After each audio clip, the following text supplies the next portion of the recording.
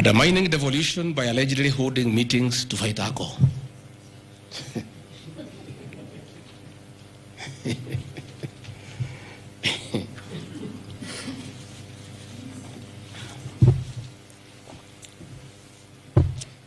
I think tomorrow will be the greatest circus.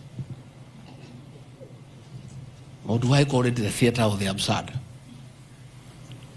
That Deputy President Gachagua,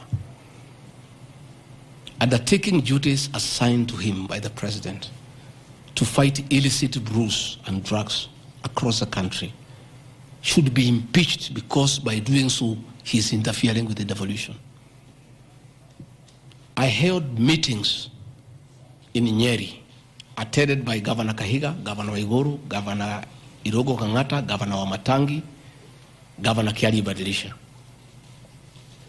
I held a meeting in Chuka, attended by governors of Embu, of Tharaka Nithi, of Meru. I attended a meeting in Mombasa, attended by governors of Kwale, a representative of the governor of Mombasa, the governor of Taita Taveta, a representative of the governor of Lamu, to discuss. I held a meeting in Nakuru, nearly with all governors present, and all of us jointly, under my chairmanship, the Ministry of Interior and Governors, we agreed on how to tackle the menace of illicit brews. And we have a good story to tell.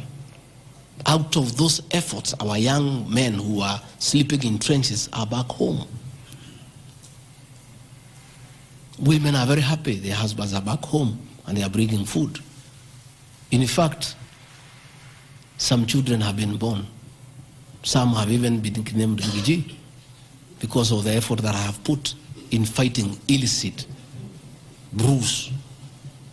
I think the people of Kenya would be shocked to hear tonight that one of the accusations against their deputy president and why he should go home is because he led the battle to fight illicit brews and drugs that has caused havoc among our young people. Please, if Rigathi Gachagua is a problem, why don't you assign this job to somebody else? Because this job must be done. We must get our children off drugs. We must fight illicit alcohol. And saying that you want to impeach the deputy president because fighting illicit brews and drugs is interfering with the devolution. I think this is the greatest joke of the year. Even the 291 MPs who signed this motion, most of them, because I know them, have looked for me personally to thank me for the way I have successfully led the war against drugs and illicit brews. And that is why that sham public participation should have had my responses, so that the women could hear that one of the accusations against their deputy president is that he should be sent home because he was leading the war against illicit brews and drugs. I don't know. I think there is something wrong in this country. That somebody has sat down to draft a motion to impeach the Deputy President of the Republic of Kenya. And one of the grounds is that he has interfered with the devolution by leading the war to fight illicit brews and drugs. This is a height of absurdity. And Parliament will be the theater of the absurd.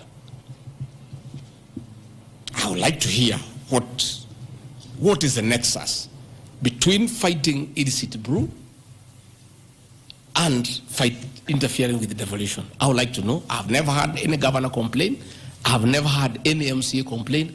I've never had any Kenyan complain.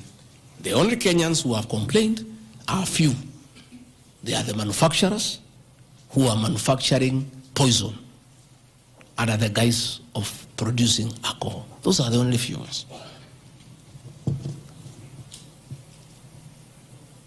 I beg the National Assembly and the Senate,